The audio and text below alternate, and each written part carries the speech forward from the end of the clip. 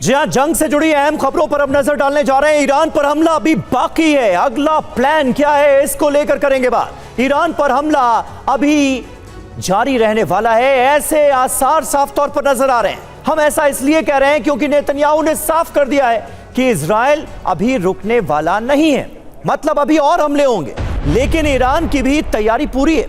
Khamenei ने Israel को बड़ी धमकी दी है। लेबनान पर इजराइल का हमला जारी है। कई दिनों के बाद लेबनान पर इजराइल ने बहुत बड़ी एयर स्ट्राइक की है, ऐसी एयर स्ट्राइक जिससे पूरा लेबनान थर्रा उठा।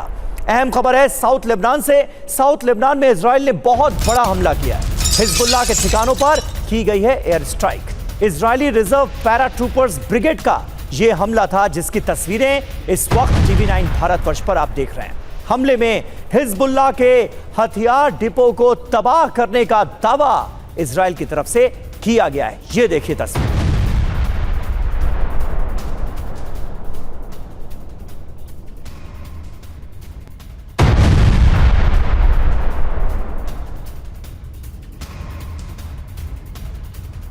वहीं एक और अहम खबर, हिजबुल्लाह के रदवान फोर्स के इलाके में भी बमबारी की है इजराइल ने। स्पाइक एंटी टैंक मिसाइल से सैन्य ठिकानों को बनाया गया निशाना।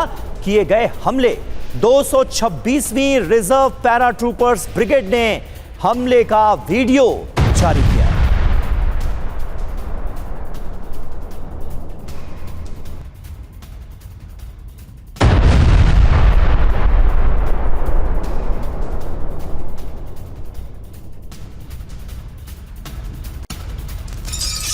और वहीं हिजबुल्लाह के कमांड सेंटर को भी इजराइल की तरफ से निशाना बनाया गया है। विध्वंसक हमला किया गया है। लैंड माइन से कई बिल्डिंग को यहां पर उड़ा दिया गया। आईडीएफ के हमले में लेबनान में भारी तबाही हो रही है और ये तस्वीरें इसकी गवाही दे रही हैं। लैंड माइन से कई इमारतों को उड़ा दिया है इजराइल ने।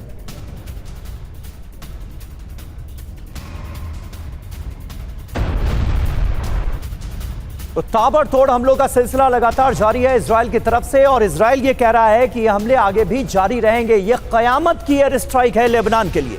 बारूदी अटैक हो रहे हैं। लेबनान पर बहुत बड़ा हमला हुआ है। हिजबुल्लाह के ठिकानों को बनाया गया है निशाना। हवाई हमले किए गए। ताबड़तोड़ बमबारी से बहुत बड़ी तबाही लेबनान में हुई है। कैसे इस हमले को अंजाम दिया गया, ये भी आपको बताते हैं। रदवान फोर्स के ठिकानों पर सीरियल अटैक किए गए। स्पाइक एंटी टैंक मिसाइल का इस्तेमाल किया गया है इस अटैक में। Israeli reserve para troopers brigade ने इस हमले को अंजाम दिया। नतीजा क्या हुआ, यह भी देखिए। रदवान फोर्स के कई ठिकाने पूरी तरह से तबाह हो गए। पूरी की पूरी बिल्डिंग को खत्म कर दिया गया है। रदवान फोर्स की कई सुरंगें भी नष्ट कर दी गई हैं। सुरंग के अंदर रदवान फोर्स का कमांड सेंटर था, यह जानकारी दी गई है आईडीएफ की तरफ से। खास बात यह है कि हिजबुल्लाह के ठिकानों पर हमले अभी रुकेंगे नहीं, बल्कि आने वाले वक्त में और ज्यादा बढ़ेंगे, इजराइल की तरफ से यह बताया गया है।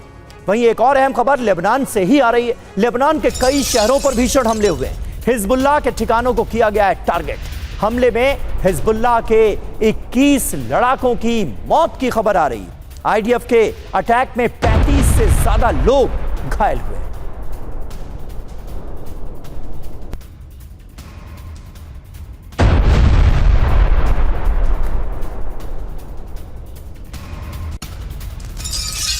और वहीं साउथ लेबनान में आईडीएफ का बड़ा एक्शन देखने को मिला है। अदाई से शहर पर रॉकेट, ड्रोन और जेट से एक साथ हमला बोला गया है। हिजबुल्लाह का टॉप कमांडर अहमद जाफर मटूक, इसकी मौत हो गई है इस हमले में। ये खबर सामने आ रही है, यानी हिजबुल्लाह के लिए एक और बड़ा झटका।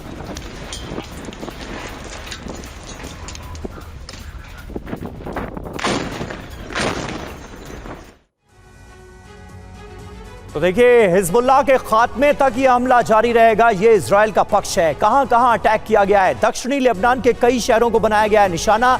इनमें बिंट जेबिल भी शामिल है। अदाई से शहर पर भी हमले हुए हैं। टारगेट पर क्या था? सैन्य डिपो, कमांड सेंटर, टनल्स और टॉप कमांडर्स। हिजबुल्लाह के टॉप कमांडर्स एक बार फिर इजराइल के निशाने पर रहे। हमला कैसे अंजाम दिया गया, यह भी जान लीजिए। एयर स्ट्राइक की गई। ग्राउंड ऑपरेशन भी लगातार आईडीएफ आगे बढ़ा रही है। हथियार डिपो और सीक्रेट टनल को नष्ट किया जा रहा है। रॉकेट लॉन्च सेंटर्स और कमांडर्स पर अटैक किए जा रहे हैं। बड़ी बात क्या है, हमले में टॉप कमांडर अहमद जाफर मटूक की मौत हो गई है, जो कि हिजबुल्लाह के लिए एक बड़ा झटका है। तो इजराइल ने हिजबुल्लाह के खात्मे का अंतिम चरण, लास्ट फेज शुरू कर दिया ऐसा लग रहा है। आईडीएफ ने बेरूत में भीषण बमबारी की। एक तरफ आसमान से बम वर्षा की गई, तो वहीं ग्राउंड फोर्स ने उसके एक बड़े टनल नेटवर्क को भी तबाह कर दिया। माना जा रहा है कि इजराइल जल्द से जल्द लेबनान में ऑपरेशन खत्म कर ईरान पर अपना फोकस शिफ्ट करना चाहता है।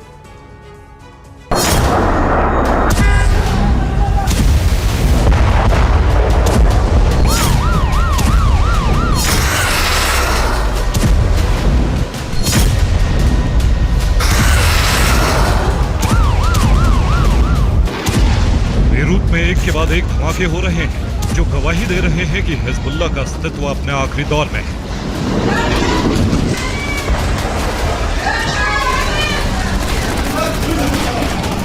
लेबनान में हिजबुल्लाह को उखाड़ फेंकने के लिए इजराइल ने अंतिम चरण का ऑपरेशन शुरू कर दिया है।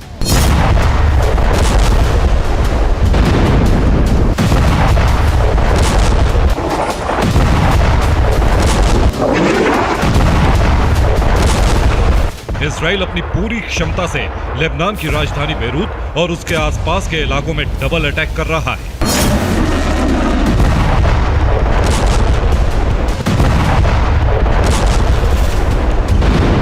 इजराइल एक तरफ हिजबुल्लाह पर एयर स्ट्राइक कर रहा है और आसमान से बम बरसाकर हिजबुल्लाह के ठिकानों को तबाह कर रहा है। वहीं दूसरी तरफ ग्राउंड ऑपरेशन के जरिए हिजबुल्लाह के टनल नेटवर्क को पूरी तरह ध्वस्त करने का मिशन तेज हो चुका है।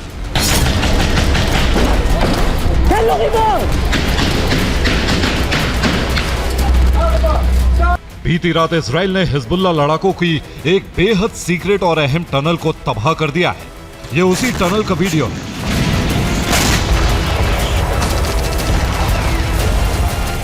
वीडियो में देखा जा सकता है टनल के अंदर हिजबुल्लाह लड़ाकों ने तबाही का बहुत बड़ा जखीरा इकट्ठा कर रखा है, जिसमें रॉकेट से लेकर छोटी मिसाइलें तक शामिल है। इजरायली सेना ने विस्फोटक लगाकर इस पूरी टनल को तबाह कर दिया। हिजबुल्लाह की यह सुरंग दक्षिणी बेरूत में मौजूद थी। सुरंग करीब 1.5 किलोमीटर लंबी थी, जिसमें 400 टन बारूद मौजूद था। इसके अलावा एंटी टैंक मिसाइलें, रॉकेट और आरपीजी मिसाइलें मौजूद थी। बीती रात एक तरफ इजराइल ने हिजबुल्लाह के बड़े टनल नेटवर्क को तबाह किया, वहीं एयर स्ट्राइक कर कई ठिकानों को भी ध्वस्त कर दिया, जिसके कई वीडियो भी इजराइल ने जारी किए हैं। ये बेरूत का वीडियो है, जहां इजरायली एयरफोर्स ने बारूद गिराकर एक इमारत को तबाह कर दिया। ये वीडियो दहिया का बताया जा रहा है। यहां भी एयर अटैक में एक हिजबुल्लाह ठिकाने को तबाह कर दिया गया।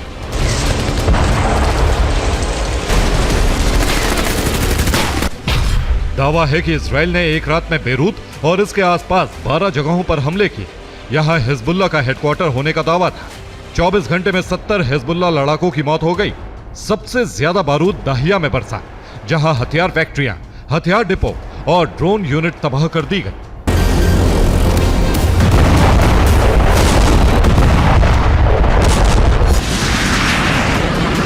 दरअसल माना जा रहा है कि इजराइल जल्द से जल्द हिजबुल्लाह का खात्मा कर लेबनान ऑपरेशन को खत्म करना चाहता है, ताकि सारा ध्यान ईरान पर लगा सके।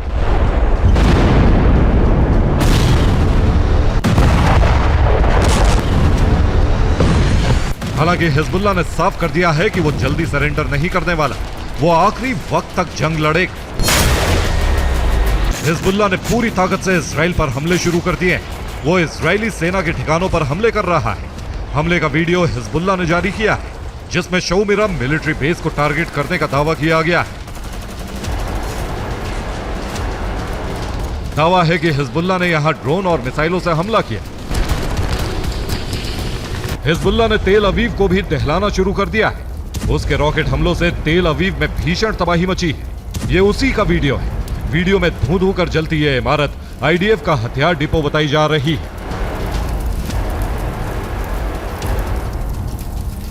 दावा है कि हिजबुल्लाह ने इजराइल के धार्मिक स्थलों पर भी हमला किया है, जिसका वीडियो भी इजराइल ने जारी किया है। हिजबुल्ला का दावा है कि उसने इजराइल में 25 जगहों पर रॉकेट वर्षा की। ये सभी रिहायशी इलाके हैं। हमले से पहले हिजबुल्ला ने एक चेतावनी वीडियो भी जारी किया था, जिसमें लोगों को इन इलाकों को खाली करने के लिए कहा गया था।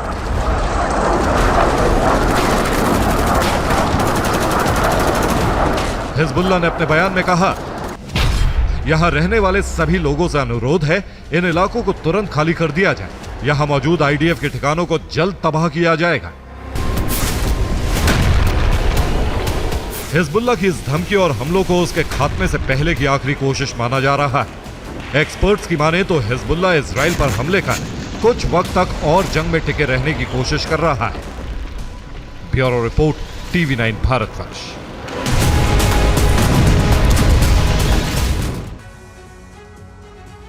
यानी ईरान पर हमला अभी बाकी है, यह बता रहा है इजराइल। आईडीएफ चीफ देखिए क्या कह रहे हैं, ईरान पर हमने बड़ा हमला नहीं किया, कुछ क्षमताओं का ही इस्तेमाल किया गया है, पूरी क्षमता का इस्तेमाल अभी बाकी है। यानी ईरान पर आगे भी बड़े हमले हो सकते हैं, ये संकेत दे रहे हैं। मायने क्या है, 26 अक्टूबर का हमला ट्रायल भर था।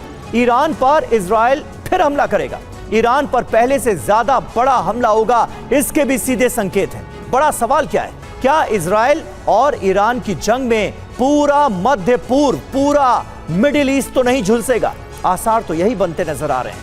इजराइल से दुश्मनी का सीधा मतलब मौत को बुलावा देना है। इजराइल पिछले दिनों हमास और हिजबुल्लाह के चीफ और टॉप नेताओं को खत्म कर चुका है, लेकिन ईरान इजराइल का इनसे भी बड़ा दुश्मन है। इसलिए माना जा रहा है कि इजराइल का अगला मिशन ईरान के सुप्रीम लीडर खामेनेई को खत्म करना है। यही वजह है कि खामेनेई अभी बंकर में है। खबर यह भी है कि खामेनेई की तबीयत बिगड़ गई, ईरान में उनके उत्तराधिकारी की तलाश भी तेज हो गई।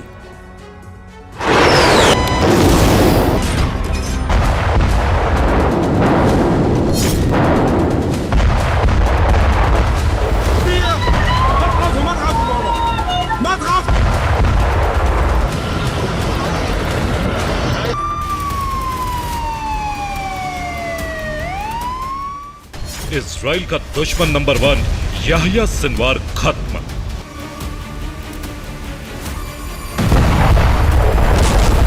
इजराइल का सबसे बड़ा दुश्मन नसरल्लाह भी बंकर बस्टर बम से हुआ भस्म।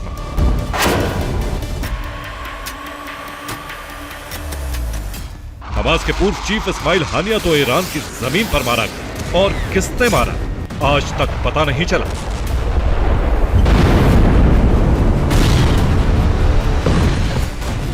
इन सभी लोगों ने इजराइल से दुश्मनी मोल ली थी, इजराइल पर हमले करवाए थे, इजराइल को नुकसान पहुंचाया था।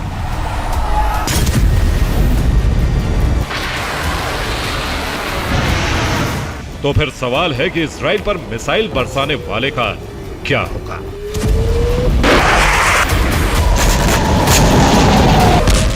इजराइल की नीतियों को समझने वाले बेहतर तरीके से जानते हैं कि खामेनेई ही अब इजराइल का टॉप टारगेट है।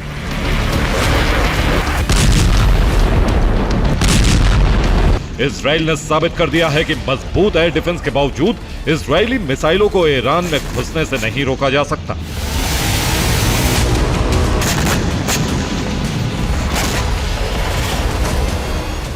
तबाही की ये तस्वीरें इजराइल के मिसाइलों के विध्वंस का सबूत है।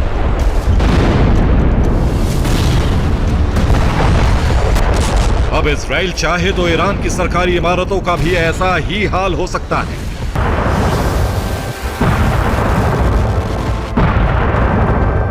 राष्ट्रपति भवन और सुप्रीम लीडर के आवास को भी मिसाइलों से तबाह किया जा सकता है।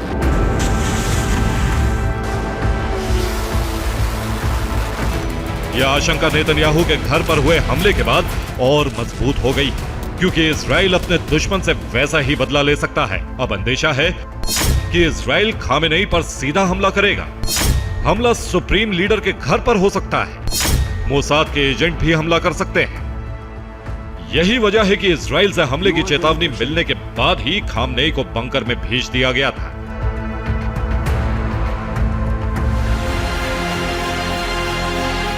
खामेनेई ने हमले के बाद बंकर में ही कई बैठकें बुलाई और अगले दिन खबर आई कि खामेनेई गंभीर रूप से बीमार है। रिपोर्ट्स के मुताबिक खामेनेई की सेहत बेहद ज्यादा बिगड़ गई है। 85 साल के खामेनेई की हालत नाजुक होती जा रही है। ईरान ने खामनेई के उत्तराधिकारी की तलाश भी शुरू कर दी है।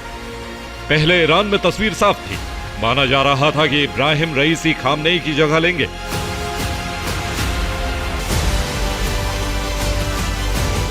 लेकिन इस साल मई में एक हेलीकॉप्टर दुर्घटना में ईरानी राष्ट्रपति और विदेश मंत्री की मौत हो गई। देश के कट्टरपंथी राष्ट्रपति इब्राहिम रईसी की मौत के बाद ईरानी सर्वोच्च नेता के उत्तराधिकारी को खोजने के बारे में चिंताएं बढ़ गईं।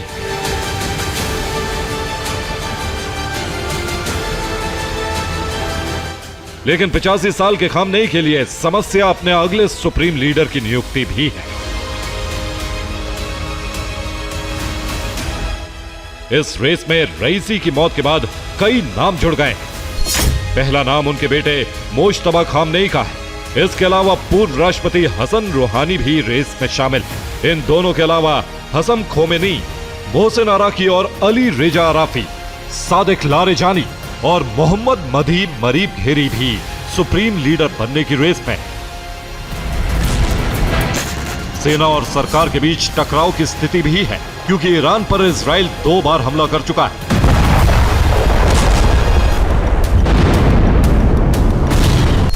आईआरजीसी चीफ भी अब सुप्रीम लीडर को चुने जाने को लेकर गंभीर है। आईआरजीसी चाहता है कि सुप्रीम लीडर उसकी सहमति से बनाया जाए।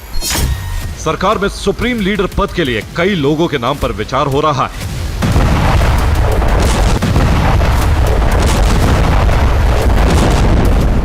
आयतुल्ला खामनेई का सारा कामकाज उनके बेटे मोज्तबा खामनेई देखते हैं, लेकिन माना जाता है कि सुप्रीम लीडर खामनेई अपने बेटे को सुप्रीम लीडर बनाकर ईरान में परिवारवाद की शुरुआत करने से बचना चाहते हैं।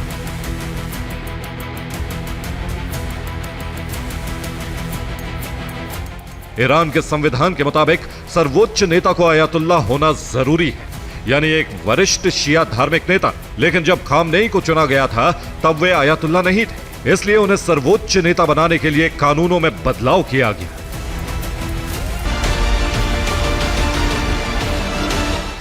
इसलिए मुमकिन है कि कानून दोबारा बदले जाएं, लेकिन यह निर्भर करेगा कि इस वक्त के राजनेता कैसे और क्या सोच रहे हैं। ब्यूरो रिपोर्ट, TV9 भारत वर्ष।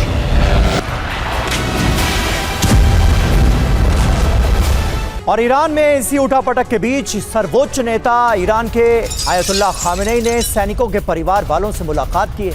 इजरायली हमलों में मारे गए सैनिकों के परिवार से मिले हैं आयतुल्ला खामेनेई। ये देखिए तस्वीरें। 4 ईरानी सैनिकों की जान गई थी इजरायल की तरफ से, जो स्ट्राइक की गई थी उसके बाद ये जानकारी दी गई थी। खामेनेई की तरफ से यह भी कहा गया है कि ईरान ना तो इन हमलों को बढ़ा चढ़ाकर बताएगा, ना ही इसे कम आंकने की कोशिश करेगा। और इस बीच ईरान के सुप्रीम लीडर खामेनेई ने बड़ी धमकी दी है। कहा है कि ईरान पर गलत अनुमान लगा रहा है इजरायल। ईरान का पलटवार बहुत बड़ा होगा, ये कह रहे हैं खामेनेई।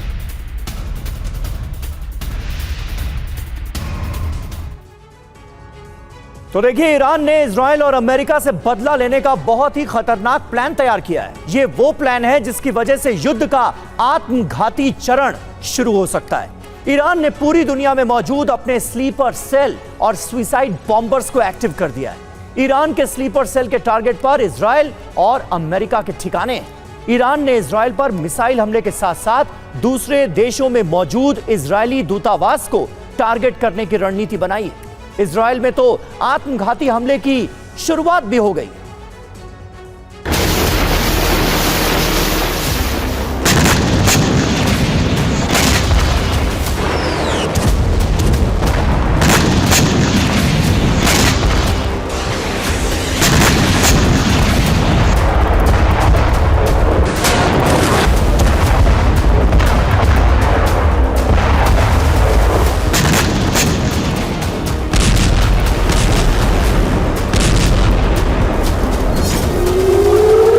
ईरान इजराइल से हमले का बदला लेगा, यह 100% तय है।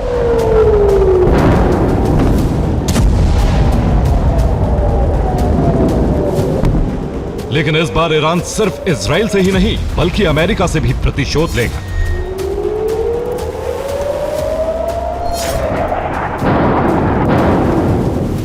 ईरान और उसके प्रॉक्सी अरब में मौजूद अमेरिका के सैन्य बेस को समाप्त करने वाला सैन्य अभियान लॉन्च करने जा रहे हैं।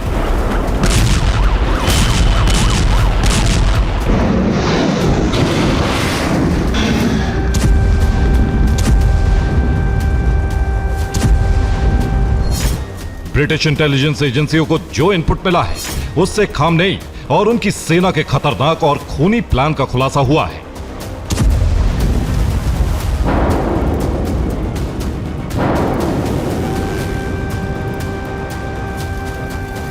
इस प्लान के मुताबिक ईरान सिर्फ इजराइल पर मिसाइलों से ही धावा नहीं बोलेगा, बल्कि इजराइल के बाहर मौजूद इसके ठिकानों पर ब्लास्ट कर सकता है।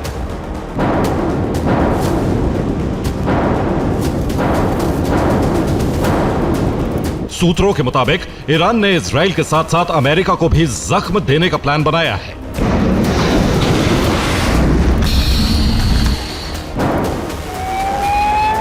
ईरान इजराइल पर बैलिस्टिक मिसाइलों से हमला कर सकता है। अमेरिका और यूरोप में इजराइल के दूतावास पर खतरा मंडरा रहा है। अरब में मौजूद अमेरिकी सैन्य बेस पर भी हमला कर सकता है।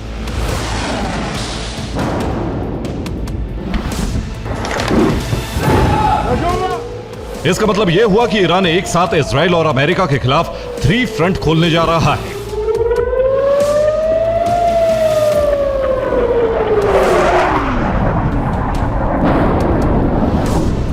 अमेरिका और यूरोप में हमले को अंजाम देंगे ईरान के स्लीपर सेल और फिदाइन हमलावर। ईरान ने कई देशों में मौजूद अपने स्लीपर सेल को सक्रिय कर दिया है।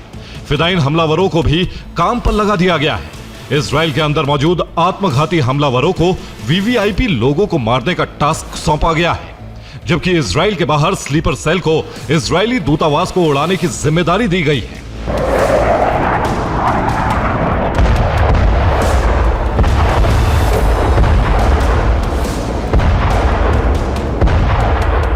ब्रिटिश इंटेलिजेंस एजेंसी की रिपोर्ट पर मोहर इस वक्त लग गई जब तेल अवीव में आत्मघाती हमले शुरू हो गए।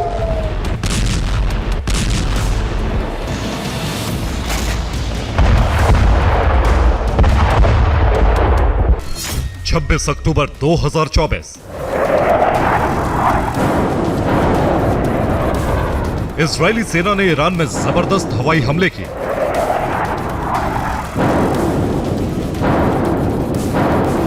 सत्ताईस अक्टूबर 2024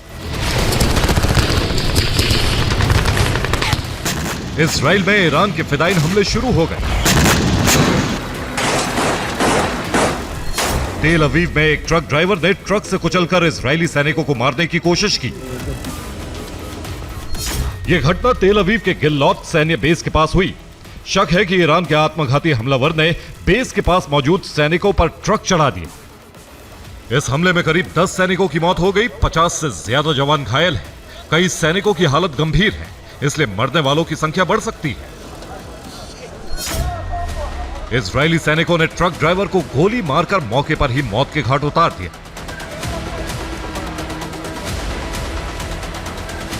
इस हमले के बाद इजरायली सिक्योरिटी एजेंसियां हाई अलर्ट हो गई हैं। इजराइल में मौजूद ईरान के स्लीपर सेल को ढूंढा जा रहा है।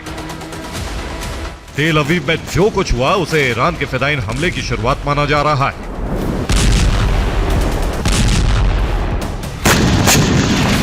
आने वाले दिनों में ईरान के स्लीपर सेल सिर्फ इजराइल में ही नहीं बल्कि अमेरिका और यूरोपीय देशों में भी हमला करेंगे।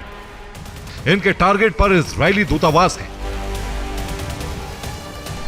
ब्रिटिश इंटेलिजेंस एजेंसियों के मुताबिक ईरान के sleeper cell America, Britain, Switzerland, Italy, France, Greece, तुर्की, बेल्जियम, डेनमार्क, सऊदी अरब, जर्मनी और स्वीडन में मौजूद है। इसका मतलब यह हुआ कि इन देशों में इजरायली दूतावास और अमेरिकी ठिकानों पर हमले हो सकते हैं।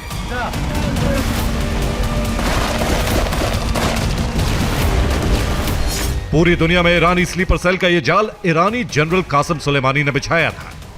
कासिम सुलेमानी ईरान के कुद्स फोर्स के मुखिया थे। अमेरिका ने साल 2020 में उनकी हत्या कर दी थी।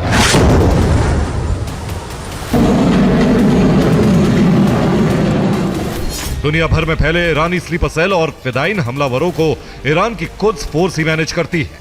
फंडिंग से लेकर उन्हें हर जरूरी चीज कुद्स फोर्स ही मुहैया करवाती है।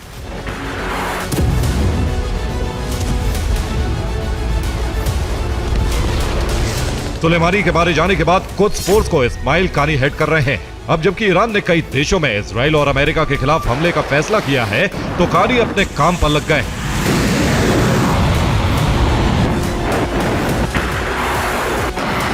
सूत्रों के मुताबिक तेहरान में मौजूद अंडरग्राउंड बंकर से कानी स्लीपर सेल को आदेश दे रहे हैं।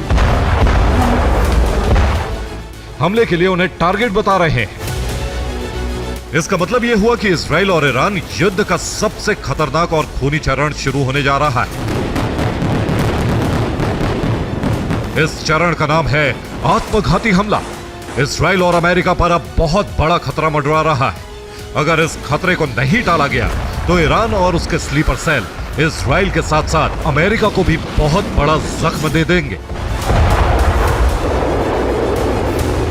Bureau report, TV9 Bharatvarsh.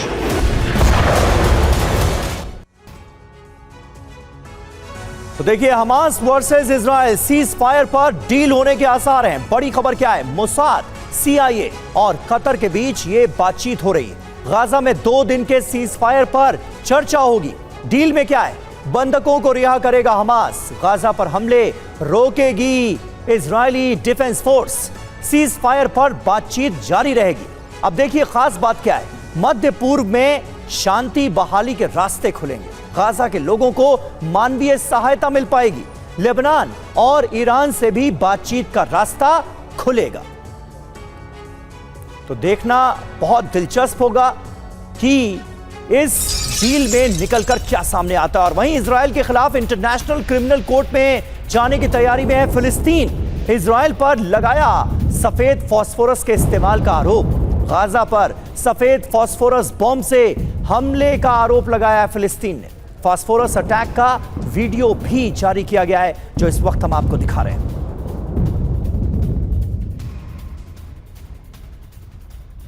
और गाजा में IDF और हमास के बीच अभी भी जमीनी जंग चल रही है। ग्राउंड ऑपरेशन के दौरान दोनों तरफ से फायरिंग हो रही है। इजरायली सेना के जवान को लगी गोली। ये देखिए, ये वीडियो हमारे पास आया है, जिसमें आपको साफ तौर पर नजर आएगा कि किस तरह से हमास और IDF के जवान आमने सामने की जंग कर रहे हैं।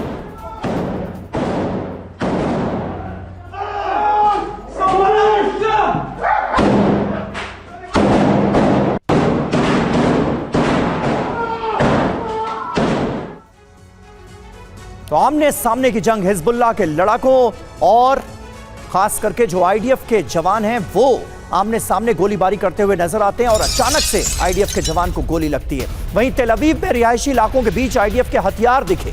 आम लोगों के घरों में IDF ने रखे हैं हथियार। घरों के अंदर इजरायली सेना का फाइटर जेट, रिहायशी इलाकों के बीच IDF की मिसाइल।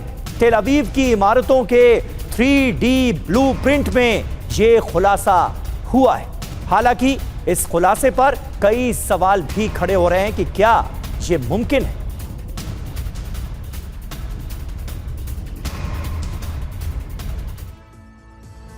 तो देखिए, हथियारों के गुप्त ठिकाने को लेकर यह खबर है। रिहायशी इलाके में वेपन डिपो हैं। इमारत में वायुसेना के हथियार रखे हैं। इमारत में वायुसेना के फाइटर जेट्स। लेकिन सवाल ये कि क्या यह संभव है, मुमकिन है? रिहायशी इमारत में रखी मिसाइलें। इमारत के बेसमेंट में सबमरीन होने की खबर भी सामने आई है और इसका सोर्स है मिडिल ईस्ट ऑब्जर्वर। यह दावा तो कर दिया गया है, लेकिन इसमें कितना दम है, इसकी पड़ताल, इसकी जांच अभी जरूरी है। 26 अक्टूबर की रात इजराइल ने ईरान पर हमला किया। ईरान का दावा है कि इजराइल के हमले फेल हो गए, लेकिन उसके बाद जो सबूत सामने आए हैं वो ईरानी दावों को झूठा साबित कर रहे हैं। दरअसल दावा है कि इजराइल का यह हमला बेहद सीमित था। उसने खास तौर से ईरान के बैलिस्टिक मिसाइल प्रोग्राम को ठप करने के लिए इसे अंजाम दिया। अब जो रिपोर्ट सामने आ रही हैं, उनमें दावा है कि IDF के हमलों की वजह से ईरान का बैलिस्टिक मिसाइल प्रोग्राम 1 साल पीछे चला गया है। कैसे? इस रिपोर्ट में देखिए।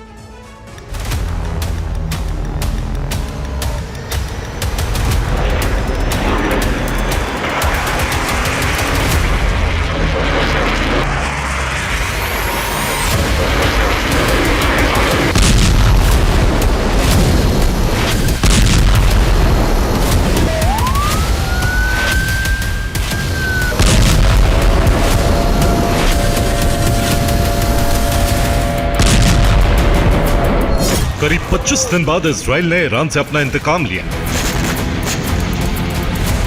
लेकिन ईरान ने इन तस्वीरों को जारी कर यह साबित करने की कोशिश की कि बेंजामिन नेतन्याहू का प्लान फेल हो गया।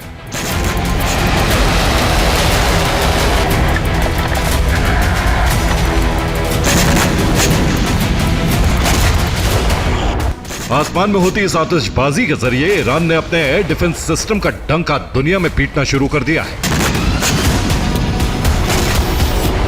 लेकिन अब जो सबूत सामने आ रहे हैं, उन्होंने ईरान के सुप्रीम लीडर अयतुल्लाह खामनेई के दावों की पोल खोलकर रख दी है।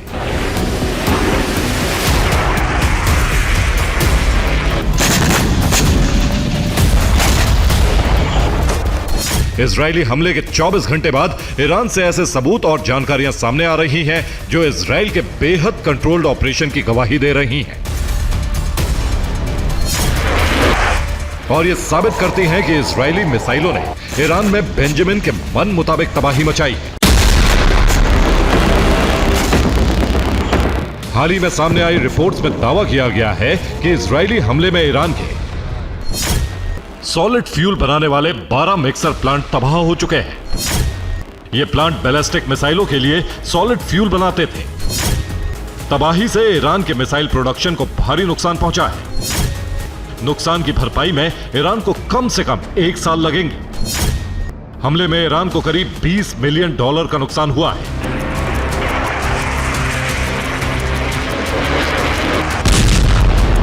दरअसल इजराइल जानता है कि ईरान की ताकत उसकी बैलिस्टिक मिसाइलों का जखीरा है, जिसे वो तेजी से बढ़ा रहा है।